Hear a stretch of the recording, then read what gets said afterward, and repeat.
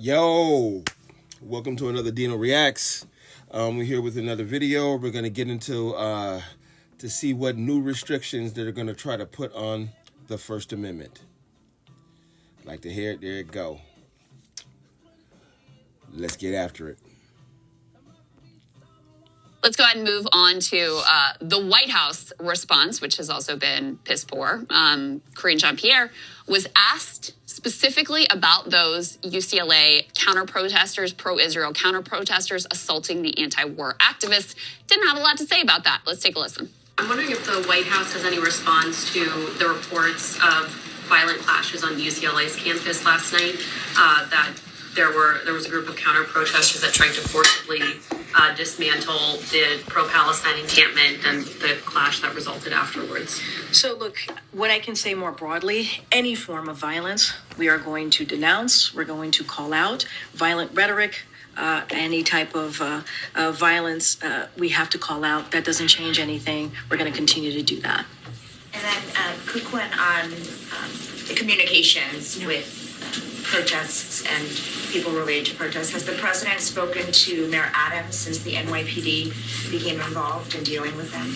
Understand the question. Don't have anything to read out as far as a conversation with the mayor from the president. But I think we've been very, very clear about what we're seeing on the ground. I've been answering these questions for the past couple of days. Thanks. So I think it's really important to understand the role that the Biden administration has played in greenlighting these unhinged crackdowns. And, Biden put out multiple statements smearing the kids as these college students as terrorists, effectively anti-Semitic, et cetera. And very soon after this, specifically with regards to Columbia, put out a statement. And that's when you see all the heavy artillery brought in and the 1,000-member police response.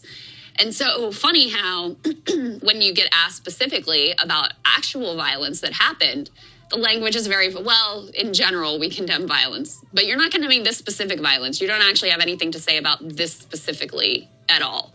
You're just vaguely, yeah, of course we theoretically condemn violence if that happened. It's so clear the bias here and how differently these two groups are treated. I would like to live in a world where the White House doesn't have an opinion on all this stuff. I've said this before. I don't think they really should be weighing in on local matters at UCLA and everywhere else. But if we're going to live in a world where we're going to take, a single trans person or whatever is like allegedly assaulted somewhere, and that's a national demanding of a White House statement, or here in the Columbia case, it's like anti-Semitism is deplorable, but then we're going to ignore like violence over here on this side and just issue like no statement, then yeah, you look like an idiot and a hypocrite. And I think it is very obvious what is happening here now. And that's part of the dishonesty in this is honestly driving me really crazy, because what we're watching again is that we basically have a fake moral panic, which is being used to construct the biggest expansion of the DEI regime in, let's say, since the 1964 Civil Rights Act. What we are watching today is our Congress pass a piece of legislation that declares and expands the definition of anti-Semitism to opposition of the state of Israel, codifying that into the Civil Rights Act, and then empowering the Office of the Civil Rights Act in the Department of Justice to prosecute universities and potentially, Crystal, even you or I, that's right, as commentators, that's right, as American citizens. And I can tell you this, like maybe they won't come after us, but they very well could under the text of that legislation. And I've warned about this from the very beginning against Bill Ackman and all these other folks, is that they don't want Jews to be considered like everybody else. They want them included as marginalized as BIPOC, LGBTQ, and all this other stuff. Right. I just gotta say, man, that was a lot to take in right there, bro. What it sounded like to me, they're just, and I'm not saying anything anti-Semitic. I'm not going there. I'm an American patriot, and I am fully supportive of America and our interest in Israel and Israel's right to defend itself. But I am also defending America's First Amendment right for me to be able to criticize anybody I want without people trying to get me canceled. And I think Israel should be able to be criticized. I don't know. There's such a thin line to walk between criticizing and anti-Semitic, but there has to be some wiggle room that we can navigate. But what's going on to Jewish and Israeli students on college campuses because of the pro-Hamas protesters, I am not for, and I think those things need to be stopped. And there have to be some way for the people organizing the protests, the people that are attacking the students, the people that are messing up graduation need to be held accountable. And I am 100% for that. 100% for that. I agree these protesters are completely ill-based. They're attacking and disrupting things that have nothing to do with what America can do to Israel. America can't stop Israel from defending itself. We can only defund them. But that's not going to stop them from defending themselves. Okay? Let's go. This is a liberal expansion of the regime being used to try and crush speech in the future. And, we have to speak out. We have to stand against this. Absolutely. Yeah. Absolutely. And listen, it's another thing that drives me insane is it's really not about protecting Jewish students. That's bullshit. Because there are so many Jewish students who are, being assaulted and arrested and, assaulted by pro-Israel protesters. In fact, you mentioned Bill Ackman. You can put this next piece up on the screen. He helped to fund, I think he was one of the top funders, if not the top funder, of that violent pro-Israel counter-protest that assaulted many students at UCLA, included among them probably, since so many Jewish students are involved in the anti-war protests, Jewish students.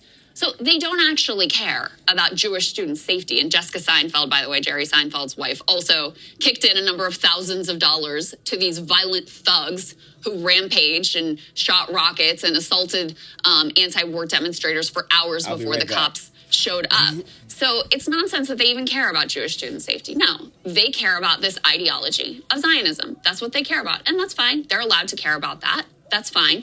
But don't conflate it like this is a religious sectarian conflict. It's not.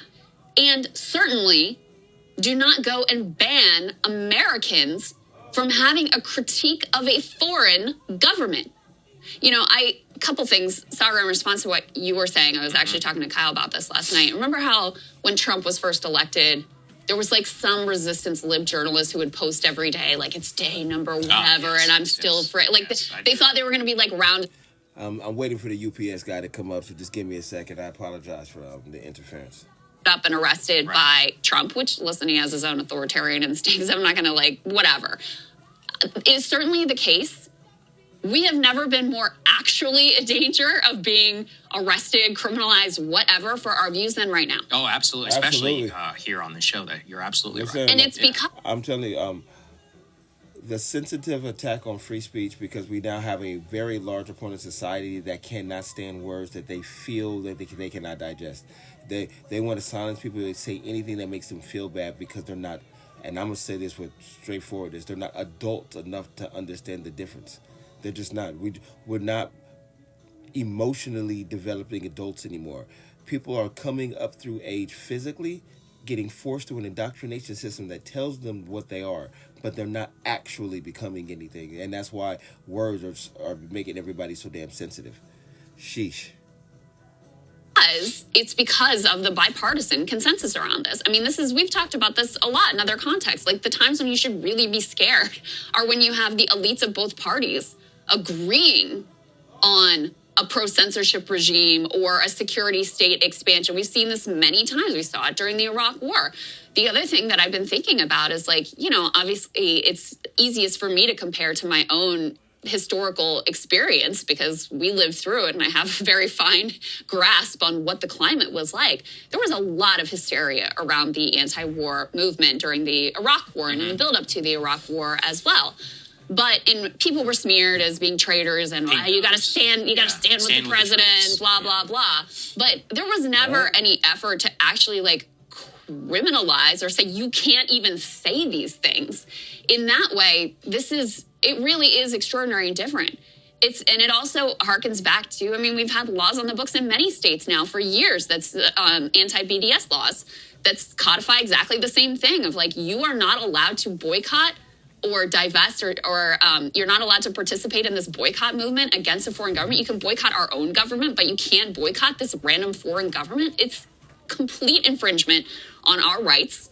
It is absolutely a gateway to, if you're cool with this particular expansion, what you think it's going to stop there, give me a break. the expansion of the censorship regime here is truly astonishing. And I can't, not that anyone, changes their mind because they're called a hypocrite, but we had a whole movement of people who claimed that campus free speech was like the biggest issue of their time and that they really deeply cared about it. And now you have an actual House vote to codify censorship and ban criticism of a foreign government, and they're on board with it. It's not even that you don't hear about it. They're, by and large, they're on board with it. Yeah, no, you are absolutely right, Crystal. And let's get to some of that. Let's go ahead and put this up there on the screen as well, because this is what's the stage, is that quote-unquote Democrats enter panic mode as the Gaza protests erupt. So you basically have two options whenever you're in panic mode. You can continue to go after, or you can pull back and you can try to understand what is going on. Well, what do we think all happened? Well, we had the introduction and now the passage of a quote-unquote anti-Semitism piece of legislation now through our Congress. Let's go and put this up there on the screen. Shout out to Representative Thomas Massey, a genuine hero on this subject, who says, today the House will vote on a bill to define anti-Semitism with the intent to increase prosecutions of activity on campus. This bill has a problem beyond violating the First Amendment. The definition of anti-Semitism appears nowhere in the bill. What they see... That's what I'm saying. Like, you can't, you can't blanket statements up. There cannot be circular definitions. The definite anti-Semitism can't be anything we deem anti-Semitism. It can't be that way. Like, it doesn't make any sense. You know what I'm saying? That way you can deem anything that and go after anybody for hate speech and make it a punishable crime by imprisonment. That don't make any sense. That's the first attack on. I'm saying this blatant chip away and death by 1,000 cuts of the First Amendment is driving me crazy. Is that they are going to codify into law a definition of anti-Semitism that was introduced by the International Holocaust Museum and Remembrance Organization. Now, it's very clear because I want to read examples of what will be called anti-Semitic, quote unquote, accusing Jews as people being responsible for real or imagined wrongdoing committed by a single Jewish person or group, or even acts were committed by non-Jews, denying the fact, scope, mechanisms, or intentionality of the genocide of the Jewish people at the hands of the Nazis. Oh my God, dude. I'm sorry, I didn't mean to cut this guy, but they're basically saying that the Jewish people now have a complete monogamy over the truth. That's exactly what that is. They have a monogamy over the truth, and I'm not giving that to nobody. I love America, and I support Israel, and I roll with all religions. I ain't got no hate in my heart. But there is no religion, and there is, well, unless I believe in Jesus. I'm a Christian all the way through, so.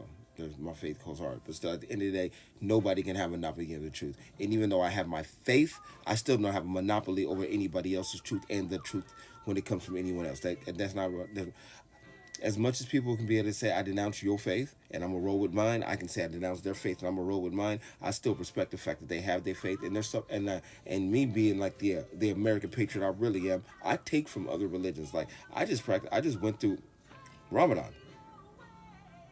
It was great.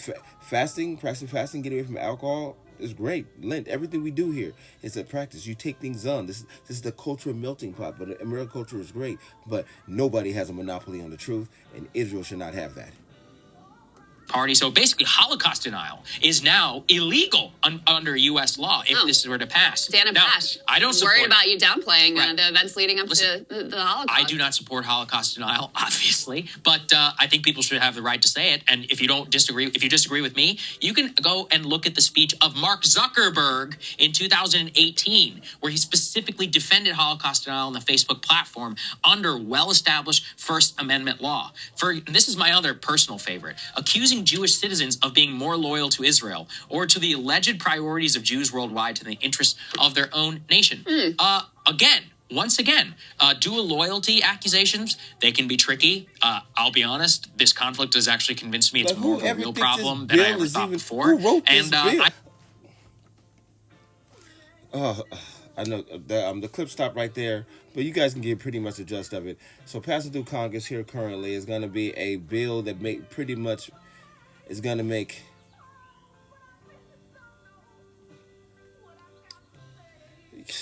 I just even say it is like they're pretty much going to make Jews the owners of the truth. And criticizing them means you're going against the truth, and like they can like basically saying they can't lie, and that's just like that's not fair to anybody. That's not fair to anybody can lie. Anybody, anywhere, any faith, any religion, anybody can lie. Any person. So like that's not true. I completely do not agree with this bill. I 100% agree that what's going on college campuses needs to be stopped, and like I agree there should be some aggressive type of authority, but not legislation of this nature. This doesn't make any sense. You know what I'm saying? But I definitely think we should do the Department of Homeland Security start doing their job and figuring out who these kids are on these campuses and figure out what organizations are linked together. Like, do your damn job, Homeland Security, and figure out why all these campuses are linked together, why these protests are blowing up, and let's get this stopped because it ain't working out well. And putting and ramming through more attacks on the First Amendment ain't a good look for y'all. There's a reason why, like, I am no longer a Democrat anymore. I just do not agree with the way you guys think and process things. Is that you guys are too concerned with being righteous than doing what's right. It makes no sense. But once again, that's it for me right now. Thank you guys for the mini breaks to go think something. To have to go do some things. But like, comment, subscribe. Let me know if you want me to react to anything else. I'm brand new on my YouTube journey, and I'm just getting used to putting myself out there. And I'm really happy about the education of becoming a conservative. It's been a ride. It's been a ride. One of these days I'll put out a story to talk about like what happened to me from 2016 up until now. It's been a ride. Once again, thank you guys for watching Dino Reacts. We out. Chef's kiss.